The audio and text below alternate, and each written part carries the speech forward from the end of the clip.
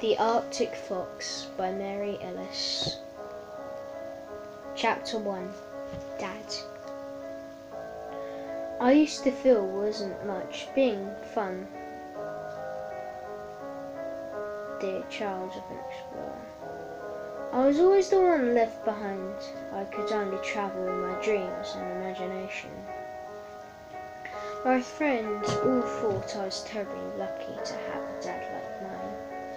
When they came to our house for tea, he would sit in the kitchen table and tell us fantastic stories of his adventures.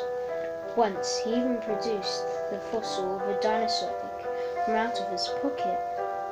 My friends didn't seem to understand that hearing his stories wasn't the same as being with him on his travels. I longed to be able to see just once the valleys and hills, the buried cities, the sunsets and the animals that Dad had described so excitedly. That all changed last year, you see. Dad had come home from a long trip to a jungle on the island of Sri Lanka. He had been exploring the site of a lost city. As he put down his bags in the front hall, my mother walked out on us. In a funny sort of way, it was a relief. Although Mum was the one at home, she had always been so distant. Dad was everything to me. Now I didn't have to worry about her shouting at him anymore. But what sort of life can I offer you, Alex? Said my dad, looking bewildered and confused. We'll look after each other, I said. Yes, said my dad with a flash of inspiration. I'll stay at home and write. Then he paused. What about food? I'm the only good at opening tins and lighting campfires. But Dad, I said, you're the one who's always told me that you can do anything if you read enough about it. Even housework? He remarked doubtfully, looking at a huge stack of mops and dusters. Yes, I said firmly. We'll read the labels on each of the bottles and work out what to do. We settled into a peaceful life.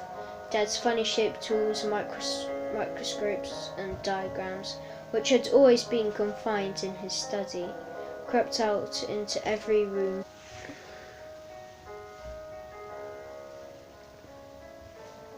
You may think it odd, but it became perfectly normal to find myself eating breakfast with a large piece of rock from an ancient civilization on the chair next to me. One evening, Dad was sitting on the floor with all his maps around him. I was making a path of huge paper dinosaur footprints leading to the back door. I opened it and looked out.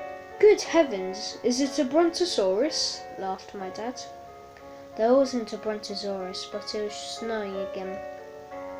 That's the best thing about living in Scotland.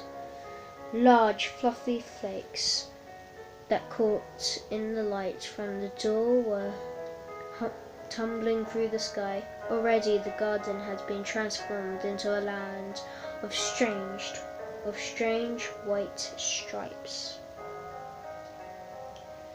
Forgetting my coat, I stepped outside. The flakes brushed against my face. My slippers crunched in the powdery snow. Then I saw them, perfectly formed little paw prints in the snow. I knew they weren't Charlie's paw prints. He was our neighbour's cat. Sometimes on rainy days when Charlie followed me into the kitchen, he left little muddy marks on the floor. These prints were different. The snow muffled my footsteps. I followed the paw prints and they led me to our old pine tree, brushing back the branches. I peered into the clearing inside. Two gleaming black eyes gazed back at me in the darkness. I did not want to scare it away, whatever it was. I stayed as still as I could, hardly daring to breathe. Quite suddenly, snow that had piled up on a nearby branch fell to the ground. It sent up a white spray. I jumped. There was a scrabbling sound from inside the tree. I just managed to catch a glimpse of a white fluffy tail as it disappeared through a hole in our fence. I crouched down and waited, hoping that the creature with the shiny black eyes might return. Something glinted and caught my eye. I felt the snow where it had been disturbed.